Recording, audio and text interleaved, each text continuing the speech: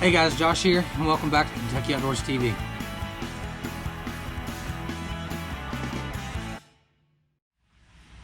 Alright guys, so since our Kentucky Lake video, flipping and pitching that buckbrush out there, I've had probably 30, 40, 50 questions from emails, messages, stuff like that, on what we were using, our setup, and how we were approaching flipping that brush out there. So today, that's what I want to talk to y'all about.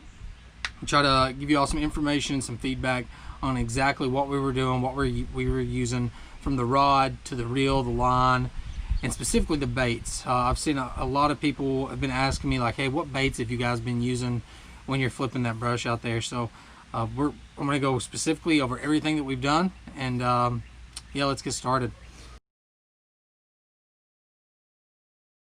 All right guys, so we're going to get started with the rod and reel, and if you hear some panting, I apologize, but my big boy right there is just running around panting and trying to chase the neighbor's dogs. So, all right, I'm going to start with the rod more specifically, and then we'll work our way down from there.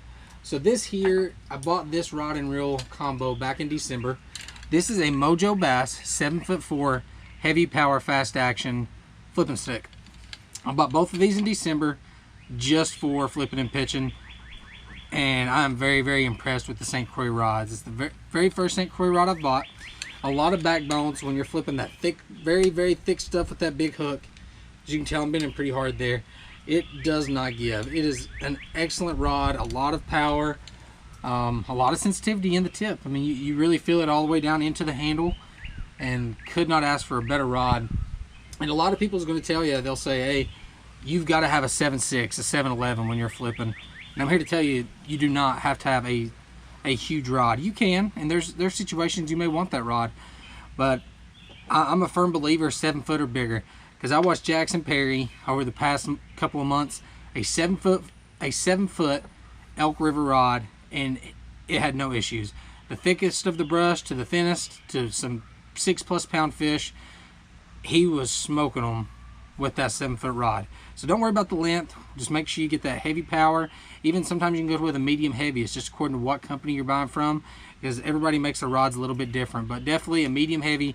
I prefer a heavy power rod. Alright guys, so now we're going to get into the reel.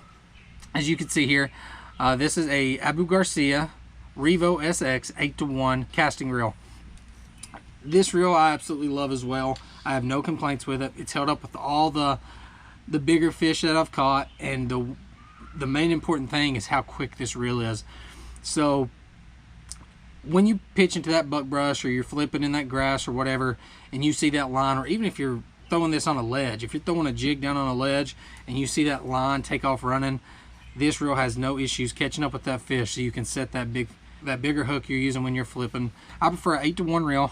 That's what I think is best. I really do. It gives you that ability to catch up with those fish quick and set that hook. So guys, if you're in the market for a new rod and reel for flipping and pitching specifically, I definitely recommend checking out the St. Croix Mojo Bass Series rods and the Revo SX reel made by Abu Garcia. It's a great combo to put together, and it gets the job done.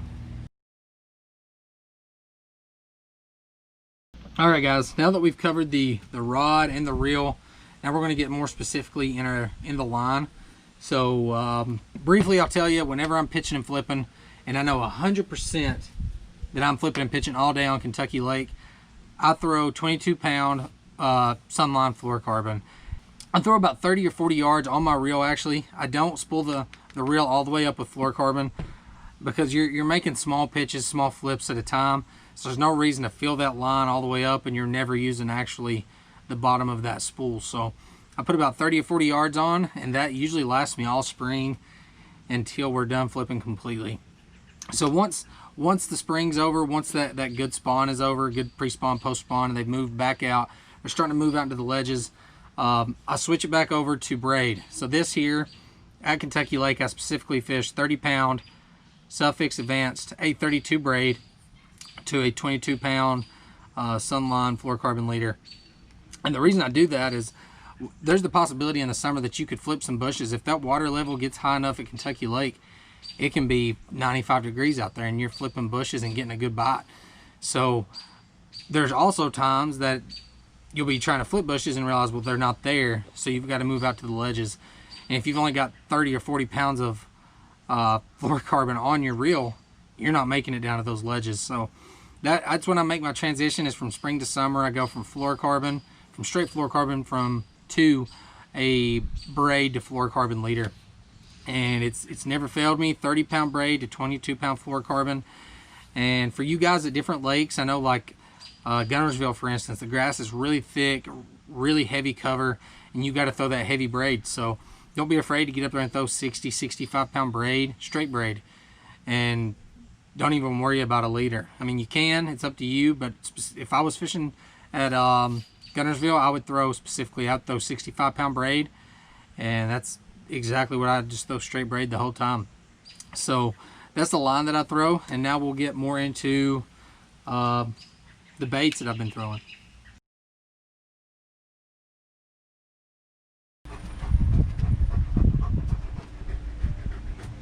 All right, guys, so I've got my, as you can see, this is my little flipping box here. Everybody knows, I don't care who you are, if you flip and you pitch, you know what a Trocar TK130 is. You know what a tungsten half-ounce weight is. You know what a bobber stopper is. You know how to flip and pitch with a flipping hook. Everybody knows how to do it. So that's one thing I'm just going to tell you straightforward. That works on Kentucky Lake. Definitely works. We were throwing rodents, Strat King. We were throwing Strat King rodents. And I've even got a ton of Rage Crawls here. And these baits here apply to every single bait I'm about to tell you about. And those are the only plastics I really throw. And sometimes I'll throw a Zoom Brush Hog or a Speed Crawl, but those three are what I've really got my bites on this past spring.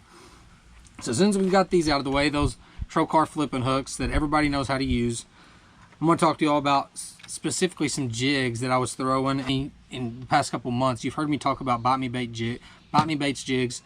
This here is their, if I can get it out, this is their half-ounce football head jig. This is a watermelon red, and I'm telling you, the bass could not resist it this spring. We would get in the back of those coves in that buckbrush. We would flip those Trocar TK130s, and we could not get a bite. Absolutely could not get a bite. Most days they were hitting it, but some days they just wouldn't. It's just the mood they were in that day. So I ended up switching over. Some people may agree, may disagree, I don't know. But I flipped a football jig. Not a flipping jig, a football jig is what I started flipping, this specific color. And if they weren't biting that creature bait, whatever you're throwing on there, this was. And I love these. I absolutely love these jigs. I think that Chad Haynes, he's the owner of Bite Me Baits, he does a fantastic job on these jigs. So as you can see here, the weed guard, that is a very long weed guard. But the angle on it, you've got that perfect weed guard where it covers over that hook, so you're not getting hung up all the time. A very long weed guard. And his skirts, as you can tell, are extremely long as well. He ends up using like 3 strands of skirts on these when he hand ties them. And the reason he does that, I know a lot of people don't like a very thick jig or a long brush guard or weed guard, whatever you want to call it. But the reason he does that is so you can customize it. Because you can easily, if you want to trim that weed guard just where it's past the tip of that hook, you can do that. If you want to get a smaller presentation where it's not as bulky, you can trim up around the edges, and you can do that as well.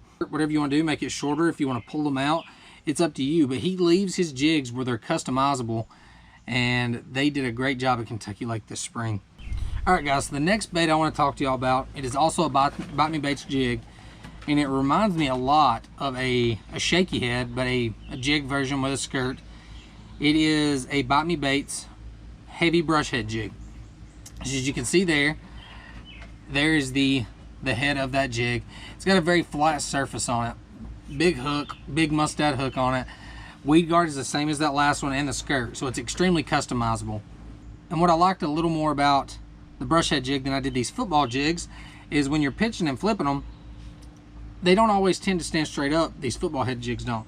They rotate on the head of that jig, or sometimes you may cast it in there and it's laying straight down, or it ends up you flip it and it is straight up. It can do many different things with a football head jig. So that's what I really, so it's got that flat surface. So what I really like about it is when you flip it in there, where all the weight in that head, as soon as it hits that water and it falls, it's landing straight up and down. And you want to keep it in the strike zone as long as possible, so if you just barely pop it, it stays right in that strike zone. Alright guys, so there's one more bait that I want to cover with you guys, and I did not use this when I was flipping and pitching, but I feel like I should tell you all about it because it was extremely effective when we were fishing this spring. So another Bite Me Baits jig. I really do love these jigs a lot. This is a Sexy Shad swim bait. Same thing as I've said with the past two. Very long weed guard, very long skirt. Cut it however you like it. What I love about it is the action on them.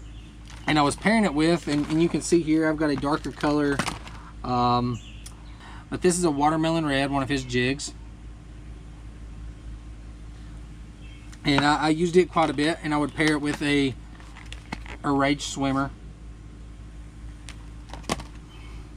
But this bait here in clear water, stained water, whatever the water conditions was, if I was fishing it on secondary points, or if I wasn't getting a bite in the buckbrush, I would take this on a medium heavy rod and I was just swimming it right on the edge of those bushes, and I'd get a reaction bite.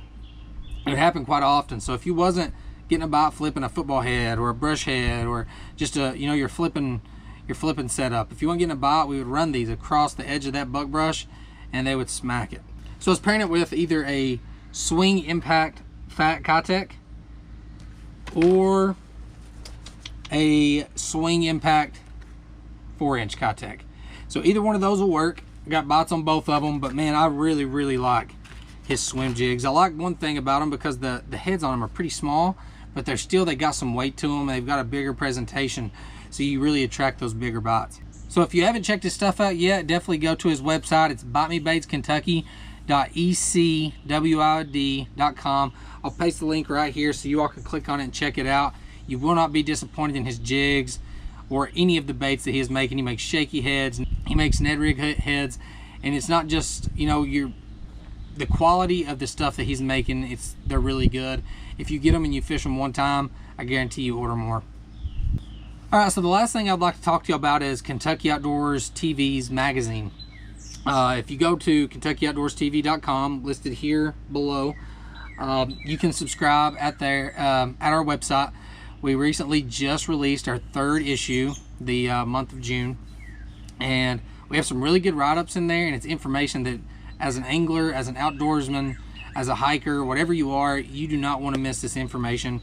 If you're an outdoorsman, outdoorswoman, you want this information. It's really good stuff. We have Mark Menendez fishing out on Kentucky Lake from 15 to 18 inches of water that he's talking about, out to those 20 and 30 foot ledges. We have smallmouth fishing in creeks and rivers in there. Tina Thornsberry, she's the only female elk guide in the state of Kentucky. We have a big interview with her that we put in the magazine. We're covering a lot of stuff in these magazines, and we're not only doing it for us, we love writing about the outdoors, but the reason we do it is we love giving that information to our outdoorsmen and outdoorswomen in the state. We love to help new anglers, new hunters, even hunters that are that are experienced, and anglers that are experienced. We really want to spread that information, and we want the outdoors to grow in the state of Kentucky. So if you haven't checked our website out in our magazine, I definitely, if you can, do it. I really think you will not be disappointed. I think it's $2.49 a month just for a monthly subscription, or you can do a yearly subscription for $19.99 a year, and that includes our past 3 issues that we just released and the next 12 that are coming out. So we really hope that you all are enjoying the magazines, that you all like them, and also feel free to hit us up, message us on Instagram, on Facebook, on our YouTube channel, or directly message myself or my brother John, and we want to know what you guys want to see, whether it's smallmouth fishing, largemouth fishing, fishing for pike and walleye. If you want to see more stuff about bear hunting or squirrel hunting or coyote hunting, we want to know that, because we want to push that information out that you guys are wanting to see in our magazine. So feel free to do that. I really hope that you all enjoyed today's footage on flipping and pitching techniques and how I've been doing it over the past 6 to 8 weeks.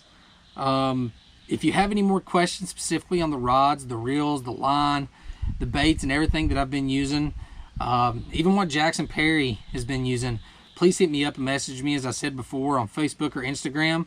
I hope y'all enjoyed it, and y'all have a good one.